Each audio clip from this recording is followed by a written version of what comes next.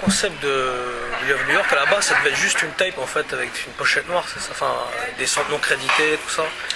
Mais vous avez dû enlever donc des samples à cause des droits, pour faire un album officiel. Enfin, vraiment. Donc comment ça s'est passé en fait, enfin comment ça s'est passé tout ce travail-là? Le travail des samples a été très simple. On a vu la facture arriver, on a dit ok, on va lever des samples. C'est le drame de notre musique aujourd'hui pour moi. Maintenant surtout. C'est vraiment l'art du sampling n'est pas du tout crédité comme vraiment un art, une musique à part entière. Les droits qui sont demandés sont exorbitants, même nous en tant qu'indépendants. Ce qui tue le rap, qui tue une certaine forme du rap et qui oblige des personnes à composer. Enfin, moi je compose, Faf compose, mais des fois on n'a pas envie. Moi j'aime le son du sample, j'aime les micros de l'époque, j'aime le craquement du vinyle, j'aime les voix, les petites voix de l'époque derrière. Et ce qui est demandé c'est abusé. Alors le paradoxe il est qu'on te présente des factures de 10 000 $ quand tu utilises des samples et après toi tu as tes morceaux en téléchargement gratuit sur internet. C'est un gros problème. Ou alors quand il y a des gens de la variété qui reprennent Bob Dylan et qui changent de mesure, on leur demande rien. Quand John Williams il reprend la marche funèbre de Chopin, qu'il inverse les notes, qui prend pam pam pam pam pam pam pam, qui fait le thème de Dark Vador en faisant pam pam pam pam pam pam pam, même des coupes notes inversées. Non, c'est à la tête du client quoi. C'est surtout le problème, il est surtout sur notre musique. Et il faudrait arriver à avoir des conventions et des accords sur le sampling, que le sampling soit reconnu comme un art et que les gens soit ils disent non, mais du moment où ils disent oui, ils n'aient pas des demandes exorbitantes. Ouais, je pense que nous de la France aussi, ils nous voient venir de loin, je te le dis. Mais déjà Piggy s'était cassé les dents avec James Bond et tout ça à l'époque. Ils avaient eu des factures pas mal. Ben nous, avec James Bond, on n'a pas eu de problème. Mais parce qu'on a fait sa première partie et qu'il nous connaissait. Donc quand on a créé James Bond, ça s'est plutôt bien passé pour nous. Mais effectivement, si on avait fait cet album-là avec que des samples dedans, c'est pas viable quoi. Alors tu es d'une génération, tu as grandi justement avec le rap US, contrairement à la nouvelle, tu as grandi plus avec le rap français. Donc tu as vécu aussi à New York 86, 87, c'est ça? Ouais, par là, on t'appelait Chill à l'époque. Pendant 2-3 ans. Je passais 2 ans et demi, ouais. Et donc tu as rencontré toute la crème des futures légendes du hip-hop, c'était Rakim et tout ça. Ouais. Est-ce que tu as côtoyé justement tous les gars comme Silver Fox, Reggie West, Melly Mel, Dougie Fresh, Woody, tout ça? Je suis arrivé à la période où ils commençaient eux-mêmes à sortir. C'était déjà les anciens des anciens. C'était déjà les anciens du rap. Donc quand j'allais au club comme le Roxy, l'Union Square ou le Latin Quarter Club, c'était la fin. Alors, j'ai eu des discussions mémorables avec Melly Mel, qui était quelqu'un qui était très présent. J'ai eu une discussion qui a été coupée par DJ Keops, qui m'a dit demande-lui s'il vend ses vinyles. Donc et une négociation entre Keops et Melly Mel pour que Keops le brassait pour lui acheter les vinyles qu'il avait chez lui. Donc j'ai eu l'occasion de rencontrer pas mal de jeunes de cette époque-là, mais surtout la génération qui va faire que le rap va exploser, c'est-à-dire les Kool G Rap, les Rakim, les Big Daddy Kane, en fait, tous ces artistes de cette génération-là. Kool G Rap était très influencé par aussi justement Silver Fox et tout ça aussi. Ouais, même toutes les phases en fait, beaucoup de phases de Kool G Rap ou Daddy Kane ou d'autres gars en fait, ils ont été inspirés beaucoup par Silver. Sauf que eux ils ont amené vraiment le silence et la pause dans le rap, chose qui existait beaucoup moins dans le rap de la génération précédente, qui remplissait ces flots avec beaucoup plus de syllabes. L'arrivée de J-Rap et de Rakim surtout, Rakim a réellement changé. En fait Rakim ça a été le gros changement. Pourquoi? Parce que quand il est arrivé, il était produit par Marley Marl et Marley Marl a samplé. C'était 86. Donc voilà, tu avais des morceaux qui tournaient, donc Jazzy Jeff et Fresh Prince, Parents Don't Understand, tu vois, avec programmé à la ligne drum, avec un flow qui faisait nanana. D'un coup, tu entends un truc à la SP12 et un mec qui fait I came at the door, I said it before, I never let the mic magnetize me no more. C'était la première fois que j'ai entendu le disque et j'ai fait je suis allé direct récupérer un test pressing et je l'ai fait signer et je l'ai toujours. C'est le seul vraiment vinyle de l'époque que j'ai gardé. J'avais The Bridge en test pressing mais Keops me Et il y avait Scott LaRock encore vivant en plus à l'époque. Scott Je sais LaRock pas si tu était l'as vivant, connu aussi. j'avais connu Scott LaRock, j'étais à son enterrement. Ah ouais. Donc c'était vraiment quelqu'un qui était très différent de KRS-One. KRS-One à l'époque était beaucoup plus sauvage que Scott Voilà, qui était cover, posé. C'était un travailleur social, Scott. Donc la manière de se rencontrer, c'est bizarre, un peu de gens le savent, mais en fait Scott travaillait dans les shelters dans le Bronx, les abris où les gens qui n'avaient pas forcément d'abri, et comme KRS-One était issu d'une famille compliquée et que son père le mettait très souvent à la porte et qui dormait dehors et tout, Scott LaRock qui était l'éducateur et KRS-One, voilà. Donc c'est pour ça que je pense que KRS-One a été très touché, c'est qu'en fait c'est en quelque sorte son mentor qui est mort. Je me rappelle, ils étaient avec leur cousin D-Nice. Moi je me rappelle comme si c'était hier, Ouais. du coup de Phil qui arrive à la maison et qui nous dit, parce que Red Alert était avec moi. Et c'est vrai que ça avait fait grand bruit à l'époque, Scott LaRock, en 4, je me rappelle. Tout le monde en parlait, enfin, beaucoup dans le milieu hip-hop, en France même, on en parlait. Quoi. Maintenant, il était totalement oublié. Écoute, l'enterrement musical était particulièrement émouvant puisqu'il s'est passé dans un club à New York et il y avait les micros qui étaient montés, les platines, il y avait leurs morceaux qui tournaient, la scène était pleine de fleurs, comme s'ils allaient jouer quoi.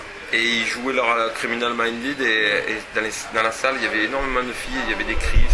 J'ai les frissons, je vois quand je revois la scène des filles qui s'évanouissaient, enfin c'était un moment très très très très difficile. Au vu de la personnalité, c'était quelqu'un qui était très aimé. Et toute la scène de Trenton, Izzy, Power Righteous Teachers, ça, vous avez côtoyé un peu J'ai pas ces côtoyé, gars, mais écoutez, pour Righteous Teachers, on a écouté à Bure. Hein. L'art de comment utiliser la SP12. Ouais. Pour Righteous Teachers. les prods allaient démonter dans prod.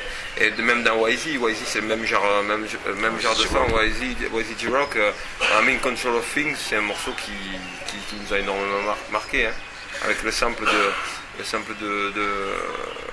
de Mayra Barnes. Et toute la clique, enfin plus la West, World Class Wrecking Crew, tout ça, Arabian Prince, ça vous a inspiré aussi, Fila Fresh Crew, tout ça. Moi. Non, tu veux dire l'époque où Dr. Dre était en tenue argentée, voilà, Siamer. World Class Wrecking Crew, 84, West Beats, Surgery, tout ça. J'ai fait exprès pour le faire rigoler. Non, à cette époque, il y avait quand même la guerre, c'est-à-dire que nous, on était quand même très New York, Team Dog, à fond. très Team Dog. Ouais, C'est quand ça. Team Dog arrivait plus tard, on était tous avec lui, quoi. Mais c'est vrai qu'à l'époque même de World Class Wrecking Crew, tout ça, les premiers trucs de Dre, même de NWA. Ouais, mais Easy, il a sorti des trucs avant NWA. Il y avait un titre, je crois, qui s'appelait Radio, Radio était super, qui était mortel. Mais c'est vrai que, par exemple, moi j'ai commencé à écouter NWA, vraiment j'ai commencé à m'y intéresser de près avec 100 Miles and Running. Et eux, ils validaient pas, quoi. Moi j'ai écouté Los Angeles avant Bah oui, NWA. 84, Voilà, c'est ça. World Class Wrecking Crew. Avec ce planète, où il reprend exactement. les trucs de Bambata, tout ça. Exactement, j'ai écouté, et puis après à partir de NWA j'ai arrêté d'écouter, parce que les vidéos où les mecs couraient et qui se faisaient rattraper par les flics, ça m'intéressait pas. Et pourtant le son était très proche de New York quand même. Hein. Non, pareil, mais en moins bien. Et C'était plus le côté gangsta que Ouais, moi, moins. ça me Mais saoulait. pourtant, t'es fan de Squeezie. ouais, Pourtant, il a fait Gangsta Book. mais t'es alors, fan de lui. Squeezie, Philly, le premier quoi. gangster, ouais, mais hein. Squeezie, Le premier véritable. tu comprends Avec bien- Easy Fizon de Mob Style. alors on peut dire. si tu écoutes bien Squeezie, PSK. et c'est que tu écoutes NWA, Parkside Killers. tu sais qui fait quoi. Moi je suis bilingue, je comprends bien les paroles, et à l'intonation de la voix et à la manière de se comporter et de se prononcer, tu sais qu'à NWA il y a Squeezie. Et Squeezie il était particulièrement connu pour être pas commode et réellement ce qu'il disait être dans ses paroles. Il y a des mecs comme ça, il y a des mecs comme personne ne faisait chier, même ça arrive encore aujourd'hui, hein. Il y a des mecs comme Benny Siegel, personne n'emmerde, hein. Il y a des mecs comme Sean Price, personne ne les fait chier, hein. Si Murder. Et pareil, à l'époque Just Ice, j'ai vu le hip-hop new-yorkais au garde à vous quand il rentrait en boîte. Il faisait peur à tout le monde. Mais il y a Easy Fizon aussi de Mob Ouais. Style. Lui, c'était le vrai AZ qui avait repris le Fizon, le Parrain, Black et tout ça de l'époque. Mais Easy en même temps, c'était un gros Gangsta, dealer. ouais. Mais Il c'était. était- Ouais. Ouais, il était connu. D'ailleurs, je sais même pas s'il n'est pas sur la photo de la pochette d'Eric Bieratim. Je sais plus. Mais ça a été un des premiers à vendre des tapes en fait du camion, enfin des voitures, qui a été repris par la baie, par le SARS, tout ça. Comme là-bas, c'était Easy qui a Il y a lancé un toujours peu eu des ça, groupes quoi. un peu durs qui faisaient pas de publicité autour de, mais tout le monde savait que par exemple aussi à Almighty RSO à Boston, personne ne les embêtait. Il y avait des groupes comme ça qui étaient parfaitement connus. Alors moi j'écoutais School D, je préférais le son de School D, j'accrochais moins à NWA. Par contre parallèlement à ça, ça m'arrivait d'écouter Skim Team qui était de la côte de Divine Styler de la côte ouest.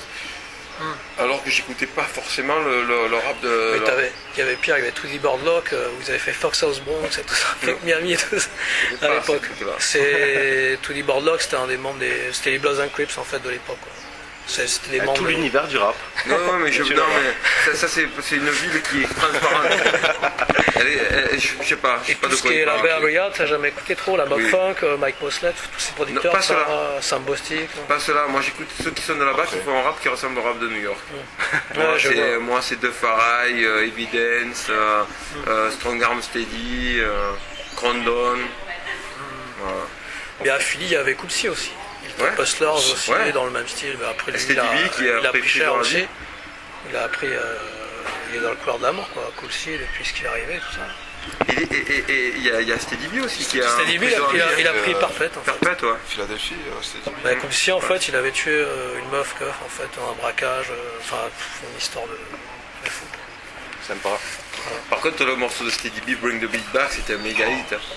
Mais Life in the Ghetto, l'album.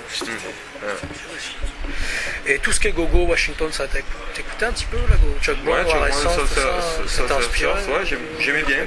J'aimais bien, mais c'est très proche de la soul, donc ça me plaisait. Et en soul, tout ce qui est Willie Hutch, Bobby Womack, tout ce genre de trucs. C'est en permanence, je peux te dire, dans ma voiture, il y a presque plus de soul que de rap. Et on t'écoute pas en soul? Moi, soul, c'est les grands classiques de Curtis Mayfield, Marvin Gaye. Après, il y a des tas de groupes qui me plaisent, c'est-à-dire tout ce qu'a produit Stax, je me régale. Tout ce qu'il y a sur le label Invictus aussi, c'est, tu vois, les Freda Payne, les 80 Day. J'adore aussi William Bell. Voilà, il y a des tas d'artistes de soul qui me plaisent. Je pense que l'époque, elle est bien pour faire ce genre d'hommage et rappeler que voilà, le hip-hop vient de New York et que c'est ni une création française, ni une création qui est venue du fait fond de l'univers comme ça. Cette ville a compté énormément. Et à la fois, New York continue à produire énormément de disques, énormément de groupes, même s'ils ne sont pas mis au devant de la scène rap US. C'est une ville qui continue à influencer. Même ce qu'on dit, les top-sellers américains comme Rick Ross ou Lil Wayne, ils invitent sur leurs morceaux des groupes de rap new-yorkais qui vendent pas énormément de disques. Faut te voir des mecs comme Uncle Murda faire des featuring avec des mecs qui vendent 1 million de singles ou 3 millions d'albums. Ça arrive encore. Ça arrive encore maintenant. Donc bon, il y a une énergie dans cette ville et je trouve que c'est nécessaire de rappeler ce qu'elle nous a amené. En tout cas, à nous, elle nous a amené beaucoup de choses et on voulait juste remettre la couleur new-yorkaise en avant dans nos disques, parce que des fois on fait des disques qui sont pas nécessairement uniquement à base de morceaux d'énergie. En France, il y a vraiment une tradition de l'écriture qui donne un autre type d'instru. Là, on a fait un album, voilà, des tripes et de ce qu'on aime. Je m'en occupe à mon fils quand je vois écouter Lil Wayne, je dis qu'est-ce que tu écoutes cette merde? Non, je rigole.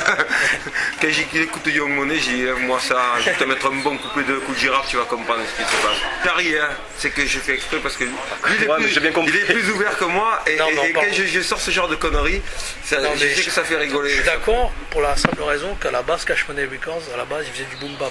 Pour le savent, Kilo G, le premier album de Cash Money, c'est du boom bap produit par Manny Fresh. Mais tous les mecs qui étaient avant dans les premiers albums. Je suis désolé, ils ont commencé avec DJ Premier. Hein. Le premier morceau, il est sur une prod de DJ Premier. Bien sûr.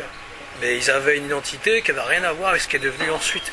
Je parle des Mrs. T, tous ces gars, Mr. Ivan, tout ça. Enfin après, je sais pas si tu as entendu parler.